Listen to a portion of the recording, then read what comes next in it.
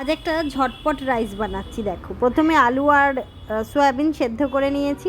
তারপরে কড়াইতে অল্প পরিমাণ সাদা তেল দিয়ে আমি তাতে গোটা জিরে দিয়ে দিলাম, দিয়ে তাতে কাঁচা লঙ্কা কুচিয়ে দিয়ে দিলাম, দিয়ে এটাকে একটু হালকা করে ভেজে নেব।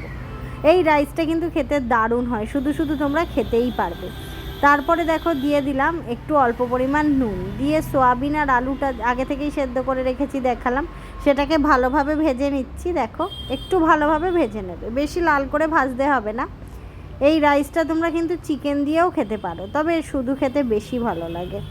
দিয়ে দিলাম একটু নুন, যতটা তোমরা রাইস দেবে সেই মতন পরিমাণ মতন একটু নুন দিও। দেখো দিয়ে দিলাম, দেওয়ার পরে ভাতটা আগে থেকেই আমি বাসমতি চাল করে রেখেছিলাম, যে কোনো চালেই তোমরা করতে পারো, তবে একটু চালটা বড় হলে বেশি ভালো হয়, বাসমতি হলে বেশি ভালো হয়। তারপর দিয়ে দিলাম দেখো কাঁচা লঙ্কা, ধনেপাতা আর অল্প পরিমাণ গরম মশলা গুঁড়ো আর নুন। চাইলে তোমরা গরম মশলাটা না দিলেও পারো। দিয়ে দিচ্ছি অল্প পরিমাণ চিনিও, দিয়ে ভালোভাবে কিন্তু এটাকে নেড়ে নেবে।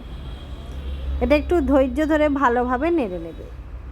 এতে এই রাইসটাতে এত সুন্দর কাঁচা লঙ্কার ঝাল আর ধনেপাতার গন্ধটা আসে না, যেটাই কিন্তু মন ভরিয়ে দেয়। যারা ধনেপাতা খেতে গন্ধটা নিতে পছন্দ করো, বা যে কোনো রান্নায় ধনেপাতা দিলে খেতে ভালো লাগে, তাদের কিন্তু এই রাইসটা দারুণ লাগবে, কথা দিতে পারি। দেখো কত সুন্দর দেখতে হয়েছে, এই দেখো। তাহলে দেরি না করে আজই বাড়িতে বানিয়ে ফেলো।